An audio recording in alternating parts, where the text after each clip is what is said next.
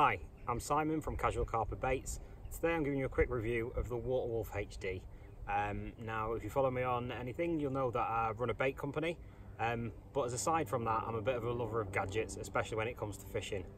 When I do underwater recording, I get loads of questions about the Waterwolf HD. What's it like? What kind of things can you record? So I thought while I'm on the bank today doing a bit of underwater recording, I would just talk you through the device, roughly how I set it up, because it's different to how the standard is, and what sort of footage you're going to get. I am recording today. I've got two of these in the water. I've got one on the bank at the moment. Two in the water I've got positioned at an angle, sitting on a solid bag. If you check my YouTube channel out, you'll see the video of that, subject to the footage being any good. So the first thing is, it's pretty nice and nifty. Camera at one end, space for your memory card at the other end. Record, I have a 32 gig card in them. Records for 4 to 4.5 hours usually on a full charge. What I would say is, if you've watched any of the footage about them on the Waterwolf HD YouTube channel, or you follow them on Instagram, it's really difficult to get the amazing footage they share. I am yet to find a lake that is clear enough with a flat enough bottom to get amazing kind of footage, but I still think they're a really good device. I would say that just so that you realise that you're not just going to cast it out into the lake and have footage of 30s swimming around your bait and things like that, but there's a lot of stuff you can do to learn from them. So what I've found from my experience, I've used mine for 2.5 years. I've had one, and then I've had another one and another one over time to be able to do more recording. If the lake's deep, you're not going to get much at the bottom because there's not enough light. The conditions of the day really affect the clarity of the water and the condition of your videos. So today is a sunny, generally calm day. There's a little bit of a breeze. There's been a period of about 3 or 4 days with settled weather, which usually means the clarity gets a little bit better and allows you to get slightly better footage. Now, I've got the bottom kit set up on that you can buy for carp fishing. The way they tell you to set it up drops the lead. My advice to you will be, don't set it up like that, and don't put a rig on it. I have caught a couple of fish on it. In about 30 sessions, I think I've had 3 on it. The device itself spooks the fish. It's, you know, it's big, it stands out. If it's a clear water, which is what you need, it really stands out.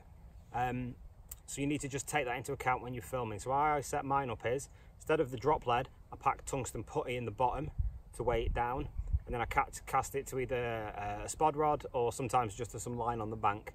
I do most of my filming in the margin, which allows me to see clear spots. So as today, clear spot in the margin, one waterwolf here, one waterwolf here, and then I can walk straight up and just drop solid bag as it is today, smack bang in the middle. So I've got 2 angles. What you find when you cast them out is you're going to need to use some PVA tube if you're casting it out, because it tangles really badly. You'll also find that the bottom of your lake generally isn't like this, it's like this. So you'll get shots like this, shots like this. I've even cast out once and landed right in front of a bank, so I had a shot like that, which was nothing. And with the device, you can't see what's happening on it until you get home and take the memory card out. So on that day, I got home, took the memory card out, and I had an hour of footage of a bank. So you need to take these things into account.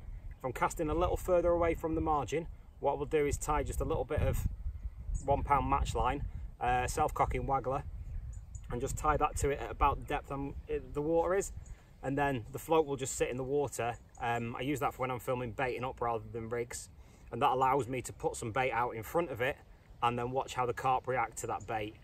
It allows you to be a little bit more, get a bit more of a spread of a bait. You can spot over the top of it to get a video of how your spod mix lands, but without the rig I find it a lot easier. If the water's not clear, you're only talking about a filming distance of 4 to 6 inches. If your water is really clear, maybe get to 10 inches, but in general you're struggling beyond that unless you are fishing a crystal clear water, which you probably can get at a much further range, but I'm yet to find one I can get that distance on. All in all, I think it's a great thing for learning about your rigs, learning about your presentation, learning about how your bait looks under the water.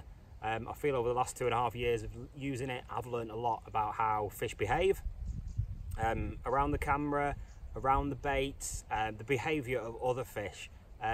People have always said that if there's roach there, then the carp will come, and I can assure you that that is not the case. I have hours and hours and hours of footage of roach pecking pop-ups. and no carp ever turns up. So that analogy for me doesn't work, and it's been proven by the amount of recording I've done. I've also learned that if you watch tench underwater, where carp will swim and swirl round and come back and forwards for bait, tench, small ones, talking up to about 2 pounds, have a tendency to just sit next to the bait for a while and slowly move round and do this. And occasionally they'll have a little go at it, but in general they sit and wait, whereas the carp will move and swirl.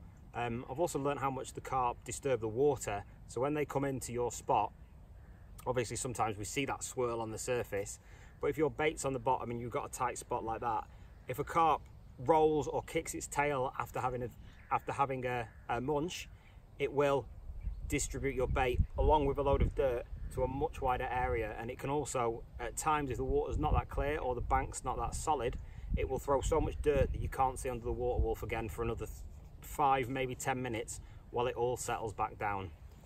There's also stuff you can see on the filming where I've seen things like all the invertebrates, all the naturals that carp use, and how they just potter around the bottom, smalling stuff that you just don't expect to see, little mites and all kinds of stuff walking around on the bottom. I would say if you are thinking of getting one, they are worth it, but do take into account the limitations, and I would say that it's going to take you 5, maybe 10 sessions to really get used to how they work and really start getting some good, valuable footage out of them. If you've got any questions about the Water Wolf HD, stick them in the comments below, and I will be on YouTube at some point to answer them all, or at least try for what I can. I'm going to go now and carry on with my filming of the solid bags. Hopefully I'll get some good footage. If I do, it'll be right at the end of this video.